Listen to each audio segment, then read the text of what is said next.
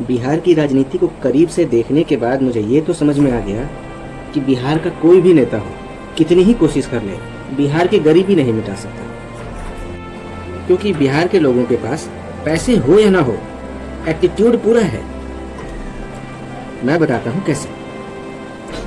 किसी भी राज्य में लोगों के पास दो तरीके से पैसे आ सकते हैं।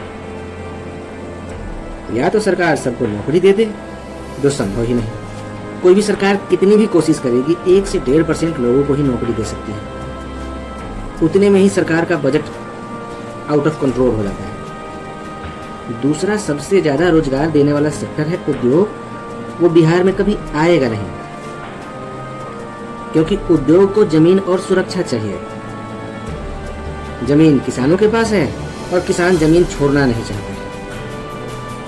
अगर सरकार ने थोड़ी सख्ती बरतने की कोशिश की तो वो सरकार किसान विरोधी हो जाएगा, पूंजीपतियों की सरकार कहलाएगी और वो सरकार गिरा दी जाएगी। और रही बात सुरक्षा की, वो तो बिल्कुल दे ही नहीं सकती है। बिहार की वोटिंग जातीय आधार पर होती है, और जाति आधार पर इसलिए होती है ताकि मेरी जाति की भौकाली बनी रहे, रंगदारी और गुंडागर्दी करने की छूट मिल सके।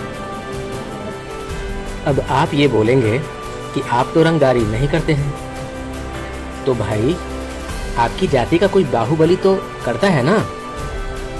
वो पैसे खर्च करके जातीय सेंटिमेंट रंगदारी करने के लिए ही तो बनाता है। और आप भी बहुत दूध के धुले नहीं हैं। आप भी जाति के आधार पर इसलिए वोट करते हैं ताकि कहीं विवाद हो, लड़ाई झगड़े की स्थिति आए तो आपकी जाति का नेता पुलिस प्रशासन को मैनेज कर सके, इसलिए आप जाति को वोट देते हैं।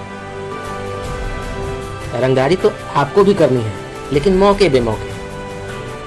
और इस तरह कोई भी नेता जाति के आधार पर वोट लेकर उस जाति को रंगदारी करने से रोक तो नहीं सकता है ना। तो उद्योगपति को सुरक्षा कैसे देगा? उद्योगपति को सुरक्षा नहीं देगा तो कोई उद्योगपति बिहार में उद्योग लेकर क्यों आएगा? नेता लोग भी सोचते हैं कि जब जनता को अमीर बनने की बजाय अपनी जाति का भौकाली ज्यादा पसंद है तो ये गरीब ही रहे, मुझे तो बस वोट चाहिए।